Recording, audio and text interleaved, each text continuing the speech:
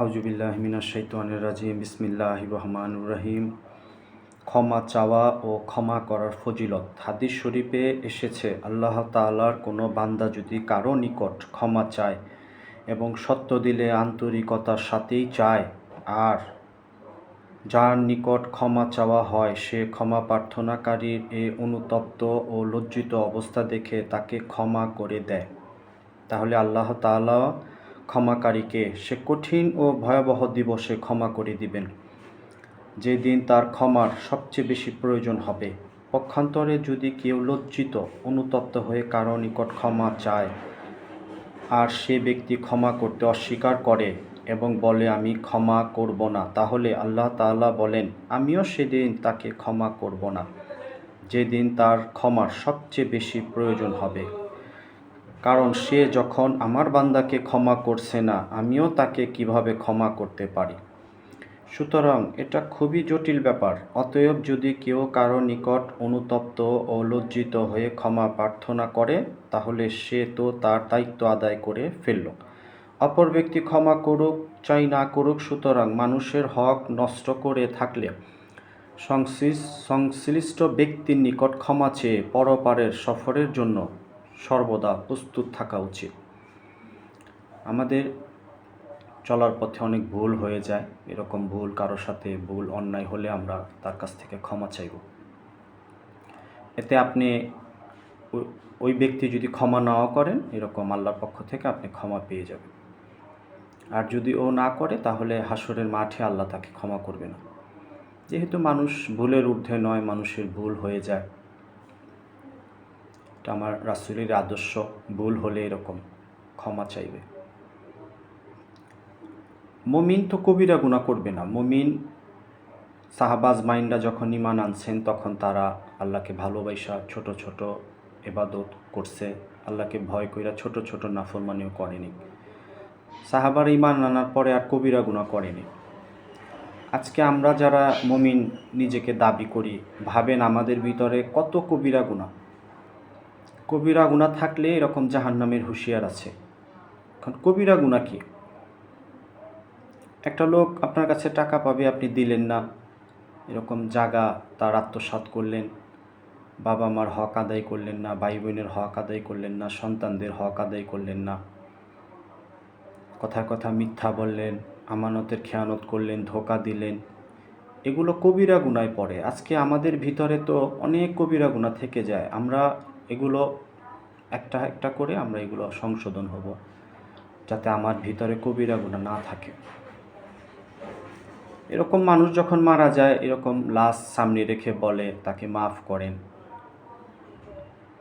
আসলে মৃত ব্যক্তি যার ক্ষতি করছে সে তো মাফ করবে না, এটা তো মৌখিক না, এটা হচ্ছে কর্মের সাথে সম্পৃক্ত। আমি যা করব হাসরের মাঠে তাই পাব। আপনি অপরাধ করে মারা গেছেন, হাসরের মাঠে আপনাকেই ধরবে। এখন আপনার ওয়ারিসরা বলতেছে লাশকে সামনে রেখে এরকম এই লোক কি ভালো ছিল, এইভাবে হবে না। মুমিন হয়ে মৃত্যুবরণ করতে হবে। কোরআনে আল্লাহ বলছে মুমিন হয়ে মৃত্যুবরণ করো। হাদিস আল্লাহ রাসূল বলছে মুমিন মুসলমান হয়ে মৃত্যুবরণ করো।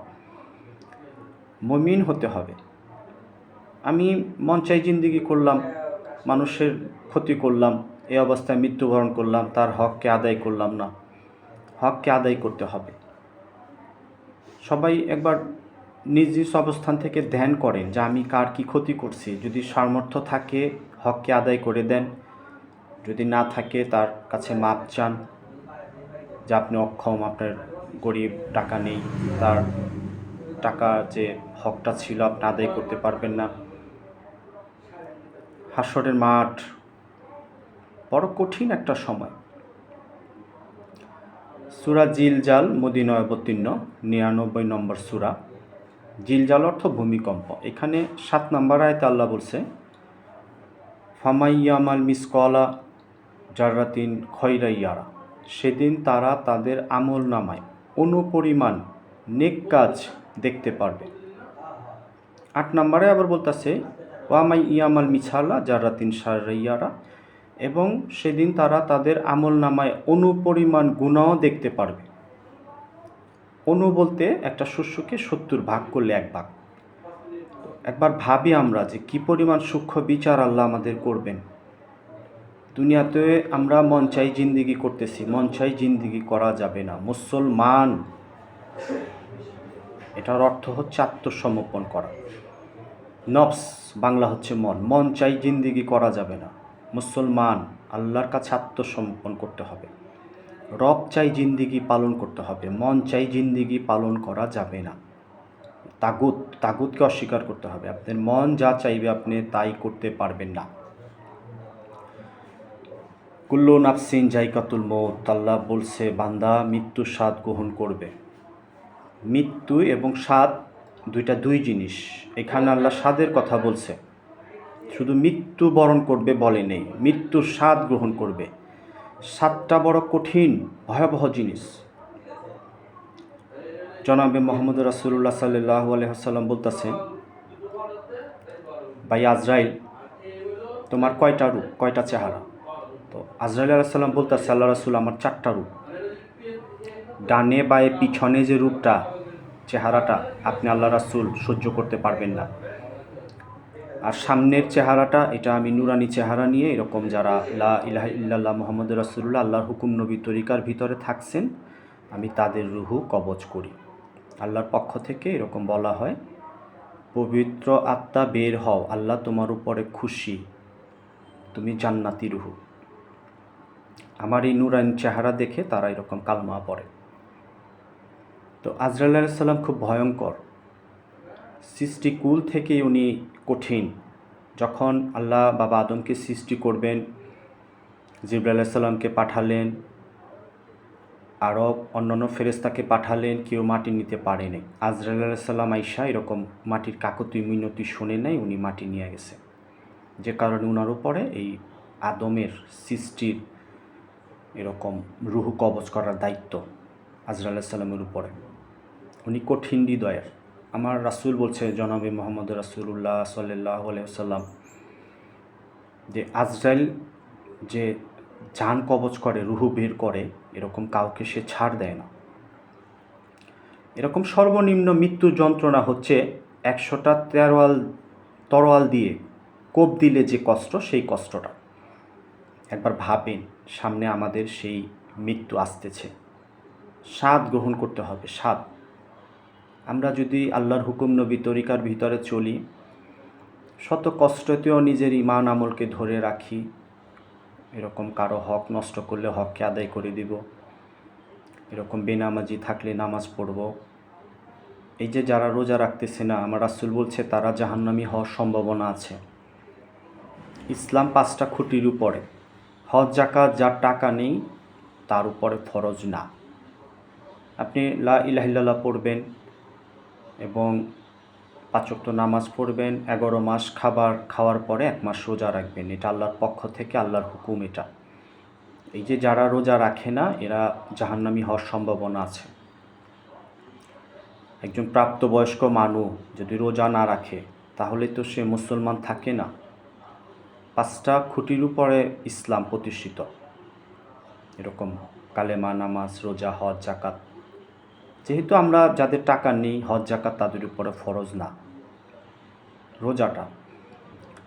নবীজি এরকম বলতেছে, সাহাবারা জানো রোজা, সিয়াম, ক্ষুদা এটা কার ইবাদত, কার আমল?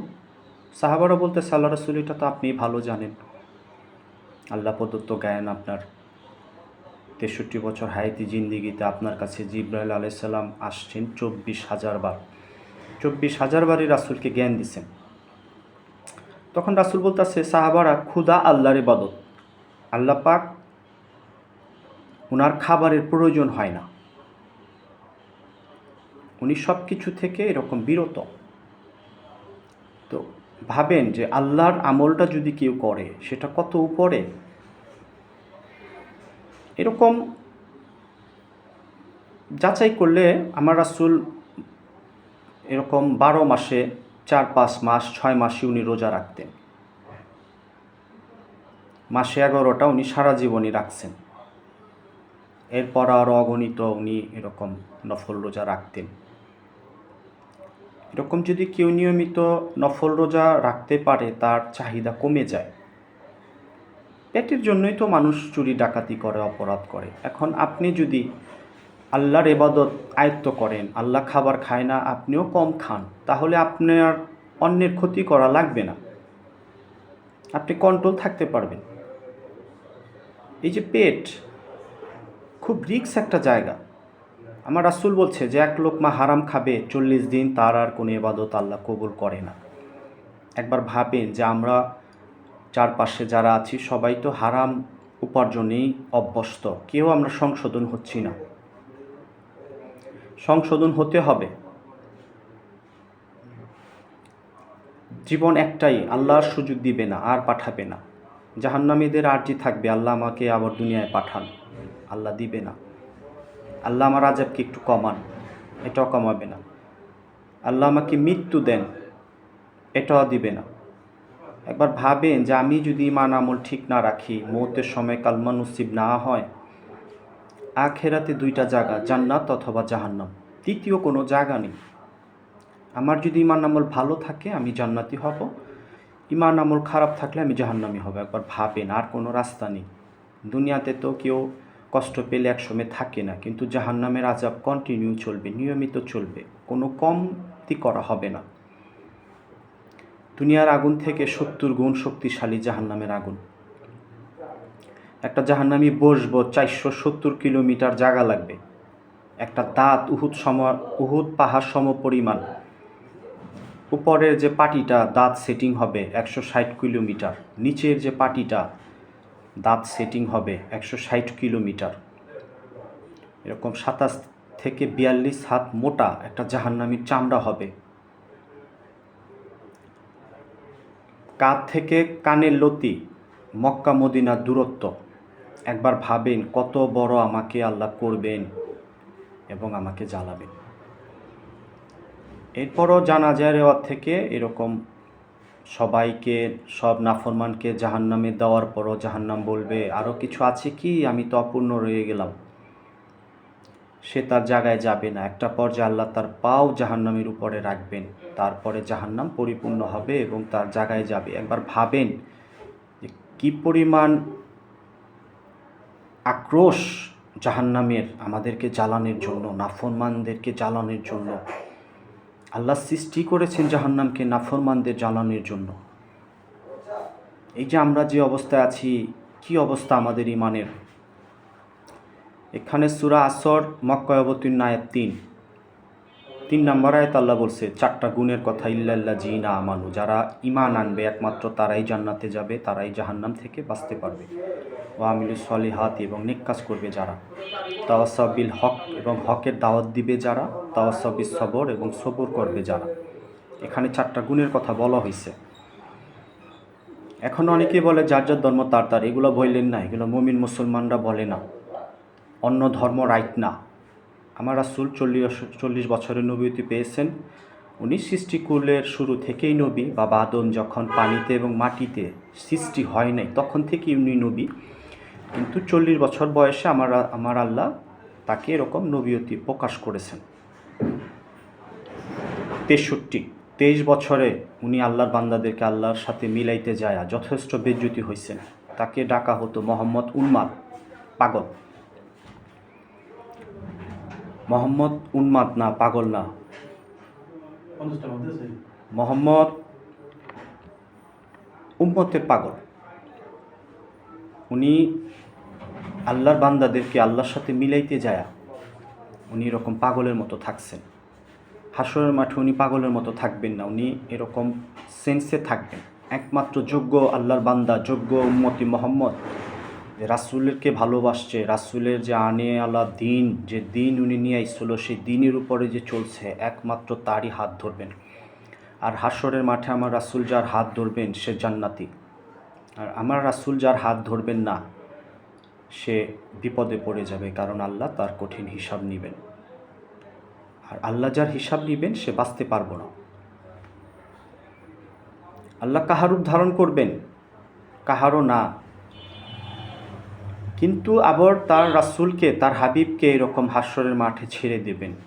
হাবিব যান, আমার যোগ্য বান্দা যোগ্য উম্মত আপনার তাদের হাত ধরেন, জান্নাতুল ফেরদাউসে নেন, যার তলাটাও সাত বেহেশতের সুন্দর, সেই জান্নাতুল ফেরদাউসের বাসিন্দা আপনি আমি হতে পারবো যদি রাসূলকে ভালোবাসি, রাসূলের আদর্শ অনুযায়ী আমরা চলি।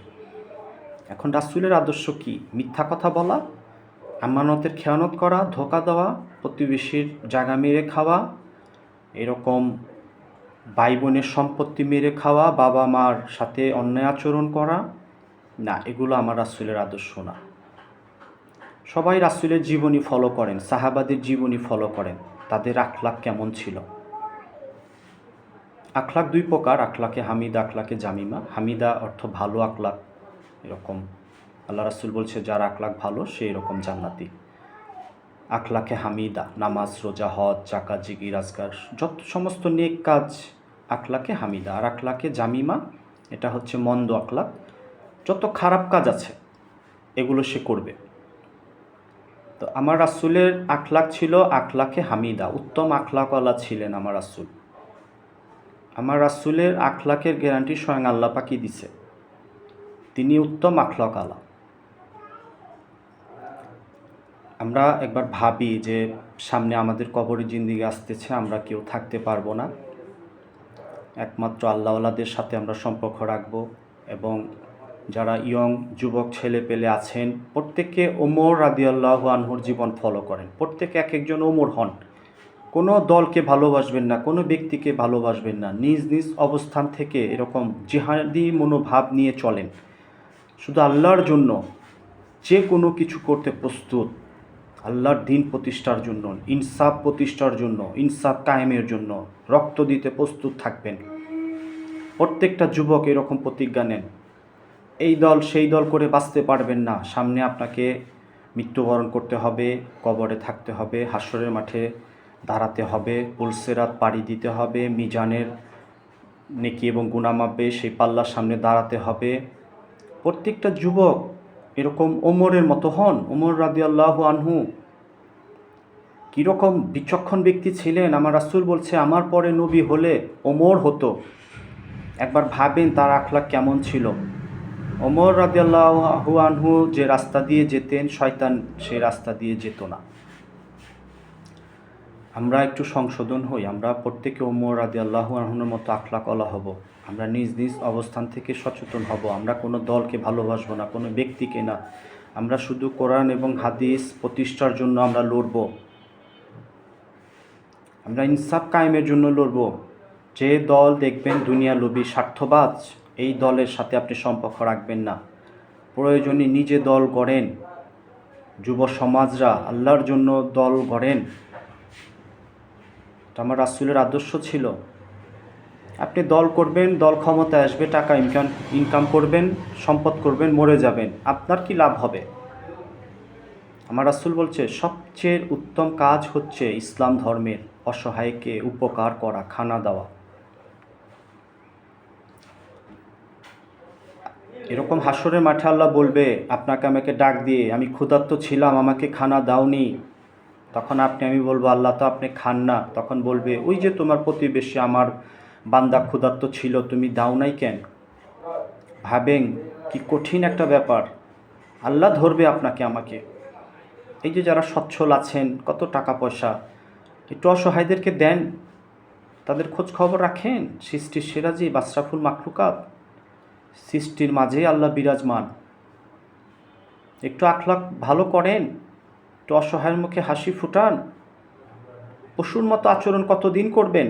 1 টাকা মেরে খেয়ে, ঘুষ খেয়ে, অন্যের জায়গা জমি মেরে খেয়ে টাকার পাহাড় করবেন, বিবি বাচ্চাকে দিয়ে যাবেন। হাসরের ময়দানে এরা 1 পয়সাও কাজে আসবে না আপনার, বরঞ্চ আপনার ক্ষতির কারণ হবে। নাফসি নাফসি করবো আমরা, আমার কি হবে, আমার কি হবে। নাফসি নাফসি করার আগে আমরা দুনিয়া থেকেই সংশোধন হই। নাফসি নাফসি এটা শুধু জালিমদের জন্য, মুমিনদের জন্য না। মুমিনরা আল্লাহর আরশের নিচে স্থান পাবে, যেখানে সূর্যের তাপ নেই, যেটা জান্নাতীদের এরিয়া। সেখানে কোনো ভয় নাই, সময় নাই। সংশোধন হই আমরা সবাই। সামনেই কবরে জিন্দেগি আসতেছে। আমার রাসূল বলছে মৌতের সময় যে লা ইলাহা ইল্লাল্লাহ পড়বে সে জান্নাতি। এটা এমনি এমনি হবে না। আপনি ভাইবেন না মৌতের সময় আপনার কালমা নসিব হবে। এই গ্যারান্টি আপনাকে কে দিল? একমাত্র আল্লাহর হুকুম নবীর তরিকার ভিতরে যদি চলতে পারি তাহলে কালমা নসিব হবে। লা ইলাহা ইল্লাল্লাহ মুহাম্মাদুর রাসূলুল্লাহ, এটা আল্লাহর জিম্মায়, এটা ইচ্ছা করলেই কেউ পড়তে পারবে না। আপনি মুখস্থ করলেন, চর্চা করলেন আর মৌতের সময় পড়বেন এমন না। এটা আল্লাহর হুকুম নবী তরিকার ভিতরে যারা চলবে একমাত্র তাদের ভাগ্যেই নসিব হবে লা ইলাহা ইল্লাল্লাহ। আল্লাহ চান আমার এই বান্দা আমাকে দিলে রাখুক, জবানে রাখুক এবং এই অবস্থায় তার মৃত্যু হোক, কারণ সে জান্নাতি। জাহান্নামের আগুন আমার এই বান্দার জন্য না। জাহান্নামটা হচ্ছে আল্লাহর অসন্তুষ্টি, এটা সন্তুষ্ট না। জান্নাতটা হচ্ছে এটা আল্লাহর খুশি, এটা শুধু আল্লাহওয়ালাদেরই দিবে যারা একমাত্র ইমানদার। এই যে অনেকেই বলে যার যার ধর্ম তার, এগুলো বইলেন না। অন্য ধর্ম রাইট না। যদি রাইট হতো কোনো নবী রাসূল এরকম অপদস্থ অপমান হইতো না। অন্য ধর্ম যদি রাইট হতো। আমার রাসূল বলছে, আল্লাহর বেহেশতে তুমি অন্য ধর্মের লোকদেরকে দিলা, তোমাকে এই সাহস কে দিল? একমাত্র আল্লাহওয়ালারাই জান্নাতে যাবে, একমাত্র ঈমানওয়ালারাই জান্নাতে যাবে। কোনো কাফের মুশরিকের জন্য জান্নাত না। জালিমদের জন্য এরকম জান্নাত হারাম করে দিয়েছেন আল্লাহ। জালিম যাতে আমরা না হই, আমরা যাতে মুমিন হই। এই যে অসহায়ের যে খাবার যারা কাইরা খায় এরাও জালিম। এই যে ক্ষুধাটা, এখানে আরেকটা মেসেজ। আপনি ক্ষুধার যন্ত্রণা বুঝবেন রমজান মাসে 30 দিন রোজা রেখে, এবং অসহায়দের যে কষ্ট হয়, গরিবদেরকে, অসচ্ছল লোকদের কষ্ট হয়, এটা আপনি বুঝবেন। যদি এই রোজা রাখার পরেও আপনি অসহায়ের কষ্ট না বুঝেন, অসহায়ের ক্ষুধার যন্ত্রণা না বুঝেন, তাহলে এই রোজা আপনাকে হাসরের মাঠে বাঁচাতে পারবেন না, জাহান্নাম থেকে বাঁচাতে পারবে না। ক্ষুধার দুইটা আমল, একটা হচ্ছে আল্লাহ খানা খায় না, এবং দ্বিতীয়ত এই ক্ষুধার্ত থেকে আপনি অসহায়দের কষ্ট বুঝবেন, যাতে আপনি অসহায়দের এরকম কিছু খাবার দেন, সহযোগিতা করেন। যদি আপনি রোজা রাখলেন এরপরও সংশোধন না হলেন, অসহায়দের ক্ষতি করেন, অসহায়দের টাকা পয়সা ধন সম্পদ মেরে খান, তাহলে এই রোজা আপনার হচ্ছে না। আমরা মুমিন হব, এরকম হাদিস থেকে জানা যায়। কারিমুল কাতিবিনকে আল্লাহ বলছে 3 ব্যক্তির গুনাহ লেখবা না। ঘুমন্ত ব্যক্তি, শিশু, পাগল, এই 3 জনের গুনাহ লেখা হয় না। এই 3 জনের বাহিরে আমরা যারা আছি তাদের কঠিন হিসাব হবে। একবার ভাবেন কি পরিমাণ সূক্ষ্ম বিচার আল্লাহ করবেন। যাররা এটা দুনিয়ার জজ না, দুনিয়ার বিচারক না। তিনি হুয়াল হাইয়ুল কাইয়ুম, তিনি চিরজীবী। তিনি তখনও ছিলেন, এখনও আছেন, আগামীতেও থাকবেন। তিনি ইয়া কাদির, সর্বশক্তিমান। উনি দুনিয়ার জজ না, দুনিয়ার বিচারক না। উনি সমস্ত হাকিমদের সর্দার, উনি ইনসাফকারী, উনি ইনসাফ করবেন। একবার ভাবেন যে আমি যদি গুনাহ করতে করতে মারা যাই, সংশোধন না হয়ে, মুমিন না হয়ে, আল্লাহওয়ালা না হয়ে, রাসূলের আদর্শিত না হয়ে, আমি হাসরের মাঠে বাঁচতে পারবো না। আমরা সবাই একটু সংশোধন হই।